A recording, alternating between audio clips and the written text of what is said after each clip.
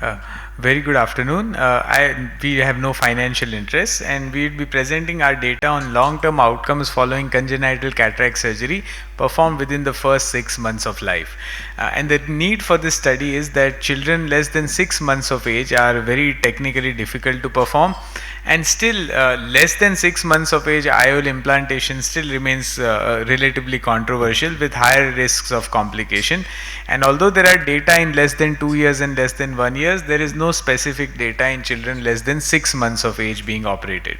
So it was a prospective interventional case series done at Raghudeep Eye Hospital, Ahmedabad, India, and infants between 0 to 6 months scheduled for cataract surgery and IOL implantation were taken after proper consent.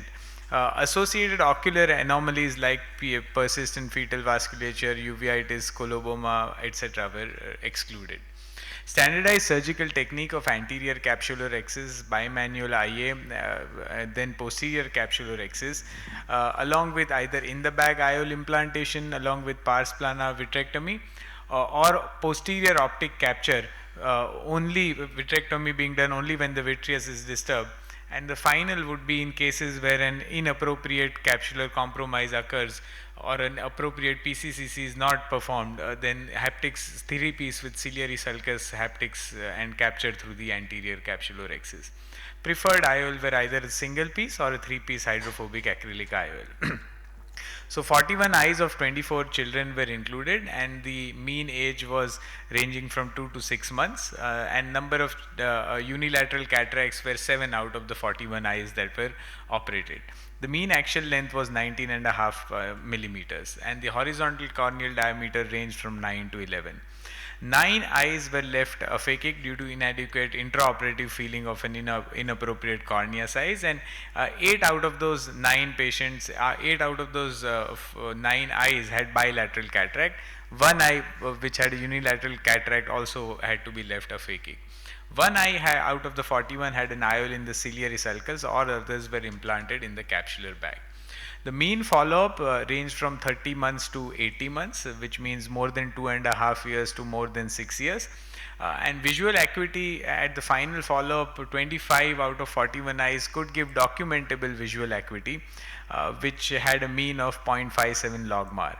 All eyes had an improvement in their fixation and could follow objects better than what they were before cataract surgery, and the axial length at follow-up did not grow very myopic as can occur in some of those eyes.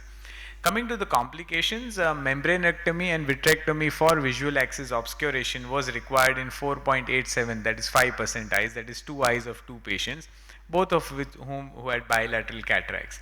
And duration between the primary surgery and the membranectomy was ranging from 3 months, 9 to 3 months following cataract surgery. Glaucoma was seen in 12% eyes, and all eyes were controlled with glaucoma medications. None of them required trabeculectomy. And one eye with the sulcus IOL developed inflammatory cells on the IOL in the early postoperative period, which was treated with medical management. So we have shown in our randomized trial that children less than 2 years of age, this was the landmark randomized trial, bilateral aphakia, IOL is safe even in children less than 2 years of age, and recent reports do show encouraging results even in children less than 1 year and 6 months of age. Limitations, of course, being this is a skill dependent procedure, and long term outcomes with a larger sample size will definitely be needed, but you can consider IOL in a case to case basis even in young children. Thank you so much. The one case which you have placed the IOL in the sulcus, why didn't you go for decide to go against IOL on table rather than going for a ciliary sulcus? So this was the second eye of months. this was the second eye of the bilateral cataract patient. So one eye already had an IOL, and then the second eye. So therefore we decided that we'd rather have it pseudophakic. Yeah. So in this, so that's what I said, sir, that with the myopic shift, the mean axial length difference was only 1 millimeter, ranging from 3 years, 2.5 years to 6 years follow-up that we had. Yeah, we also do not see, except for 1 or 2 odd cases which behave very differently, we do not see a very gross myopic shift in most situations, sir. So that's what I said, sir. So 12% eyes. So 5 eyes did require long term. They were on anti-glaucoma medications even at the. So our preferred drug, we start generally with timolol, and only if then other drugs are needed, then we add either brinzolamide. Brimonidine we try and avoid as much as possible. Yeah. So calling a 3 to 4 years follow-up as long-term would be slightly biased in these patients, since we need, most of them develop glaucoma or have this chance of developing glaucoma over a lifetime. Absolutely, So, absolutely. But yeah, so maybe the only reason why we reported this is that it's been reported that the younger you operate, the Yes. pseudophakic glaucoma is much higher. Higher.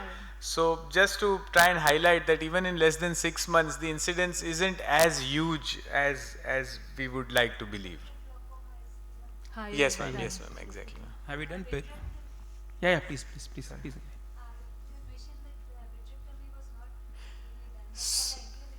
So exactly. So ma'am, we've published our trial on posterior optic capture without vitrectomy, comparing. So we do an anterior capsulorhexis, posterior capsulorhexis. We put a 3-piece IOL, haptics in the back, and we capture the optic through the PCCC.